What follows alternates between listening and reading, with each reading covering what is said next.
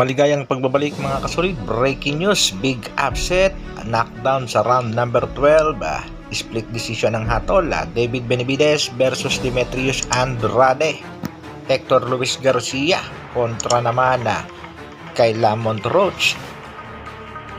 Para sa ating unang balita mga kasolid, Mexican Monster kontra dito kay Demetrius Andrade, bakbaka na. Isa nga sa mga undercard sa bakbakang ito mga kasolid ay isang world title fight sa pagitan nito si Lamont Roach kontra nga dito sa kampiyon na si Hector Luis Garcia, na kung saan upset nga ang inabot nitong si Garcia. Nakuha nga nitong si Roach ang panalo via split decision. Pinabagsak nga nitong si Roach si Garcia sa round number 12, pero depensa naman itong si Hector Luis Garcia, sa batok daw ang tama. Illegal punch nga daw, pero binilangan pa rin daw siya ng referee. Panoorin natin mga kasolid ang highlights ng kanilang bakbakan. Sa round number 11 pa nga lamang ay nagwagol na itong si Hector Luis Garcia, pero sadyang matibay din mga kasolid ang kampiyon.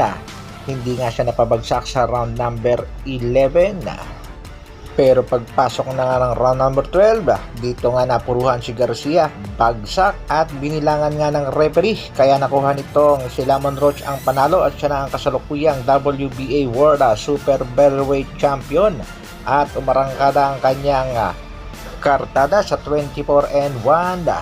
Samantalang si Hector Luis Garcia bumagsak sa 16-2. Isa pa sa mga inaabangan naman ay ang bakbakan sa pagitan ni Jose Benavidez Jr. kontra nga dito kay Jermall Charlo, na kung saan overweight nga itong si Jermall Charlo sa kanilang weigh-in. Tuloy ang bakbakan, pero siguradong magpapain itong si Jermall. Sa kabilang balita naman mga kasolid, ang pinakahihintay na bakbakan, ang bakbakan nga sa pagitan nitong Mexican Monster na si David Benavidez Jr. kontra nga dito kay Demetrius Andrade.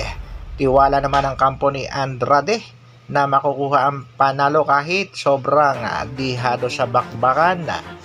Benavidez 26 years old, samantalang si Andrade 35 years old na. Mas matangkad pa rin itong si Benavidez, mas mahaba, merong mataas na knockout power, pero wag pakakasiguro dahil usong-uso ang upset sa kasalukuyan. Maging itong si Marlon The Nightmare Tapales nangangamoy panalo rin sa kanyang magiging laban kontra sa Japanese Monster pag sumabay ang pagkakataon. Kauna-unahang Pinoy na undisputed champion at ang pagbagsak nga daw ng karera ng tinaguriang Japanese Monster na Oya Inoue. Abangan din natin mga kasolid ang official announcement ng laban ng nag-iisang angas ng Pinas na si Cuadro Alas Janriel Casimiro.